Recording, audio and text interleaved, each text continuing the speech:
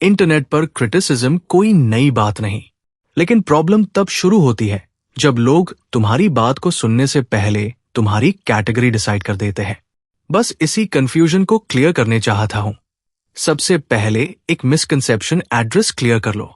अगर कोई इंडिया के किसी पॉजिटिव डेवलपमेंट की तारीफ करा तो उससे तुरंत किसी पॉलिटिकल पार्टी का सपोर्टर बोल दिया जाता है, और अगर वही इंसान गवर्नमेंट की किसी पॉलिसी पर सवाल उठाए तो उससे एंटी गवर्नमेंट कह दिया जाता है। मतलब डिस्कशन कंटेंट पर काम और लेबल्स पर ज्यादा होने लगती है। असली कंट्रोवर्सी स्टूडेंट प्रोटेस्ट वाली कवरेज के बाद शुरू हुई। रेडिट पर पोस्ट्स आने लगे। एक्यूजेशन था कि प्रोटेस्ट के असली इशू से ध्यान हटा दिया गया और फोकस उन चीजों पर चला गया जो मूवमेंट का मेन पॉइंट ही नहीं थी। रिस्पॉन्स में एक बात क्लियर की गई। फेयर रिक्रूटमेंट और ट्रांसपेरेंट इन्वेस्टिगेशन की डिमांड को गलत नहीं कहा। क्वेश्चन प्रोटेस्ट की मैनेजमेंट, कुछ पब्लिक फेसेस और प्रेजेंटेशन को लेकर उठाया।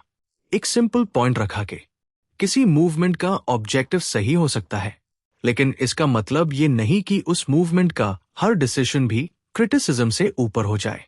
इसी पॉइंट पर सबसे ज्यादा डिसएग्रीमेंट देखने को मिला। रेडिट के कई स्क्रीनशॉट्स और एलिगेशंस का भी जवाब दिया। कहना था कि बहुत लोग सिर्फ एक क्लिप देखकर पूरी ओपिनियन बना लेते हैं, जबकि पहले की वीडियोस में recruitment process, paper leak allegations और अथॉरिटीज की अकाउंटेबिलिटी पर भी बात की जा चुकी थी। अगर कॉन्टेक्स्ट का आधा हिस्सा देखोगे, कंक्लूजन भी आधा ही निकलेगा।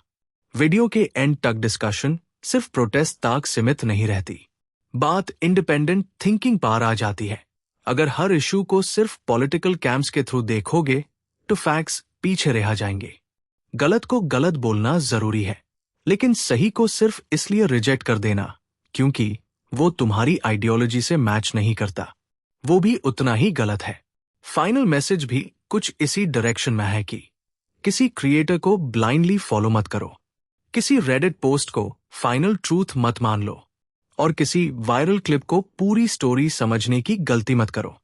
ओपिनियन बनाओ, लेकिन पूरा कॉन्टेक्स्ट देखने के बाद।